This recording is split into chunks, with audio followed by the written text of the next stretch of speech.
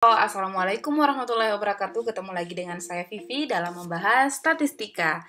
Nah, jadi kesempatan kali ini kita di R lagi. Kita akan membuat atau bagaimana sih menambahkan satu data di kelompok data yang kita punya. Misalnya ini data yang saya sudah gunakan di video sebelumnya sih, bagaimana membangkitkan data normal sesuai dengan keinginan kita. Nah, ini akan saya gunakan kembali. Nah, ini akan saya tambahkan data baru, tapi cuma satu. Selain kita pahami bagaimana caranya untuk ditambahkan, nanti juga kita akan lihat bagaimana sih pengaruh satu data terhadap perubahan mean dan perubahan median. Seperti itu. Oke, kita mulai. Kita kasih hashtag supaya ini menjelaskan bahwa ini petunjuk apa yang akan kita lakukan. Misalnya menambahkan satu angka, satu nilai lah, nilai misalnya seperti ini. Kita definisikan ada penjualan baru dengan pendefinisian baru ya, baru. Sudah pernah saya gunakan kata baru. Misalnya kita menggunakan tambahan itu sama dengan misalnya kan di sini penghasilan 3 juta, tiba-tiba 30 juta. Ternyata ada satu toko yang penjualannya itu 100 juta. 1 2 3 4 5 6 berapa nih? 100 juta. Oke. Kemudian kita run sehingga terdefinisikan bahwa tambahan ini, saya tipu, hapus ya. Tambahan, kemudian kita run ulang untuk mendapatkan hasil yang sesuai tambahan. Oke, jadi tambahan itu adalah 100 juta. Nah, bagaimana cara menambahnya? Kita definisikan variabel baru, misalnya penjualan baru. Misalnya, kemudian sama dengan append. Nah, di sini bisa teman-teman lihat di bagian kuning sini, X ini adalah variabel sebelumnya, ini untuk nilai yang ditambahkan, kemudian dia diletakkan di bagian mana. Misalnya, kita klik seperti ini, kita masukkan, kan nama variabel sebelumnya itu yang mau ditambahkan adalah penjualan, jadi kita tulis penjualan. Ini, kemudian koma, selanjutnya itu nilai yang ditambahkan, kemudian menjadi yang 100 ribu itu kan pendefinisiannya, 100 juta maksud saya, pendefinisiannya adalah tambahan, jadi kita tulis tambahan. Setelah itu kita mau letakkan di mana? Misalnya karena kita mempunyai 150 data, kita bisa langsung menulis 150 data. Jadi nanti data yang baru ini akan ditempatkan di data paling akhir seperti itu. Kemudian kita run.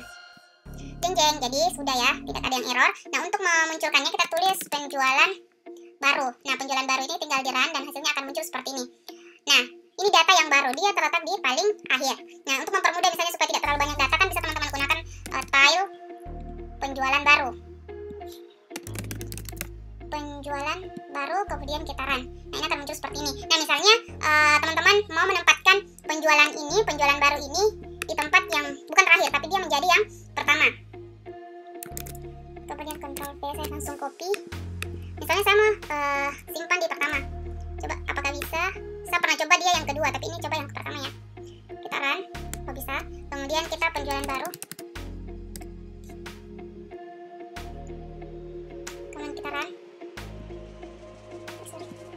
Nah, dia akan berada di paling pertama. Misalnya teman-teman tidak mau terlalu banyak data yang muncul, tinggal klik head, kemudian pilih penjualan baru. Kemudian kita klik run dan tada, dia muncul seperti itu. Oke teman-teman, nah seperti yang saya janjikan tadi, kita bisa melihat bagaimana sih sebenarnya pengaruh penambahan satu data dalam penentuan median dan rata-rata atau mean. Nah, misalnya di sini saya menggunakan 100 juta yang mungkin terlalu jauh dari rata-rata yang kita tentukan. Rata-rata yang kita tentukan adalah 30 juta, kemudian standar deviasinya adalah 8 juta. Jadi sekitaran jarak antara dari 150 data itu ke rata-rata adalah 8 jutaan. Tapi di sini ada satu orang yang ditambahkan dengan penghasilan 100 juta. Nah, 100 juta ini apakah dia sangat mempengaruhi rata-rata atau tidak, dan bagaimana juga dalam mempengaruhi median. Misalnya kita mau melihat median. Jadi kalau mau melihat median tinggal tulis median kalau di R Studio. Median dari apa ini, penjualan baru, kemudian run. Nah ini 30 ini ya. Coba misalnya kita mau bandingkan di sini median penjualan. Tinggal di sini sebentar ya, di run bersamaan. Jadi teman-teman kalau di RStudio itu juga bisa run bersamaan. Jadi tinggal blok seperti ini, nanti tinggal di run. Kemudian di sini untuk min untuk penjualan juga. Kemudian min untuk penjualan baru. Nah, bisa kita lihat. Kita mulai dari melihat nilai mediannya. Di sini kayaknya terlalu banyak ya. Teman-teman bisa menghapus ini dengan Ctrl L secara bersamaan. Ctrl L, jadi dihapus semua hasilnya misalnya kalau sudah digunakan. Nah, sekarang kita mau melihat median untuk penjualan dan penjualan baru secara bersamaan. Jadi di blok seperti ini, kemudian klik run. Nah, akan muncul seperti ini. Jadi tidak terlalu berpengaruh ya, tidak terlalu mempengaruhi mediannya. Kenapa? Karena median itu menentukan nilai tengah berdasarkan posisi, mengurutkan semua data dari yang terkecil sampai yang terbesar, kemudian melihat nilai yang paling di tengah seperti itu. Kemudian kita lihat untuk min ininya. Sorry, tidak terblok semua. Oke, ini dia. Minnya itu seperti ini. Dia bahkan sudah melewati, tidak lagi berada di 3 jutaan ya.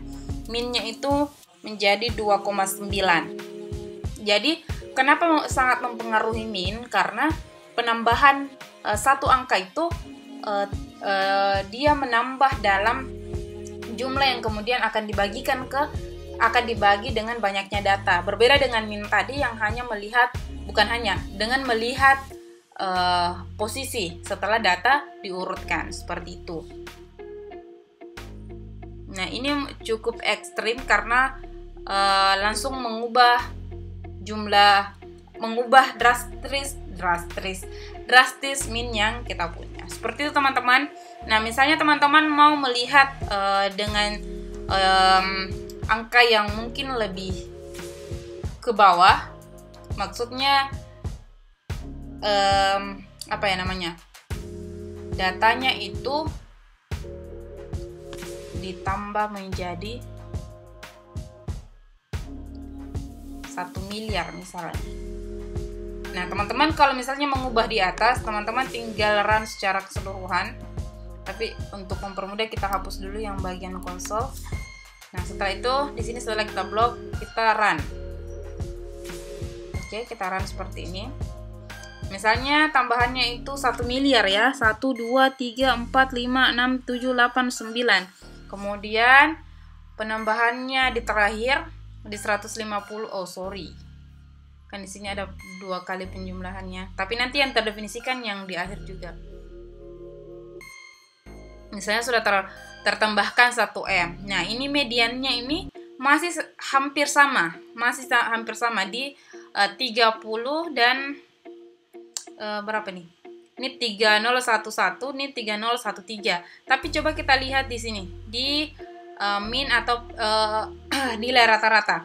Kalau di sini kita bisa lihat nilai penjualannya itu rata-ratanya 3006. Kalau di min penjualan baru ini 30531. Jadi agak berubah. Berbeda dengan median yang tipis sekali perubahannya. Itu tadi karena median itu melihat nilai tengah setelah data diurutkan. Kalau misalnya min, dia menjumlahkan semua nilai kemudian membagikan. Jadi penambahan, misalnya ada satu orang yang ditambahkan atau satu toko dengan penjualan terbanyak, itu mempengaruhi nantinya. Jadi harus hati-hati dalam mengambil keputusan dengan menggunakan nilai tengah rata-rata. Karena dengan menggunakan nilai tengah rata-rata bisa saja yang Min munculkan itu misalnya nilai rata-rata penghasilan itu tinggi sehingga kita langsung menyimpulkan bahwa semua orang sejahtera karena penghasilannya tinggi. Jangan, teman-teman harus perhatikan dulu apakah tidak ada data-data ekstrim di dalamnya, apakah datanya memang tersebar secara normal misalnya, kemudian apakah standar deviasinya kecil. Jangan sampai memang nilai min yang dihasilkan itu misalnya menunjukkan orang-orang di dalam suatu daerah itu memiliki kesejahteraan karena nilai rata-ratanya seperti ini. Jangan langsung mengambil keputusan seperti itu. Harus dilihat datanya, bagaimana datanya. Karena lihat pada video ini kita melihat bahwa perubahan min itu sangat dipengaruhi. Bahkan dengan satu penambahan orang saja yang memiliki penghasilan yang lebih tinggi. Seperti itu. Terima kasih, semoga video ini bermanfaat. Sampai jumpa di video selanjutnya. Jangan lupa subscribe dan nyalakan loncengnya supaya teman-teman mendapat notifikasi pada saat kami mengupload video baru. Jangan lupa juga diberikan like serta komentarnya yang membangun dan dibagikan video ini supaya banyak yang lihat. Saya Vivi, terima kasih telah menonton. Assalamualaikum warahmatullahi wabarakatuh. Dah.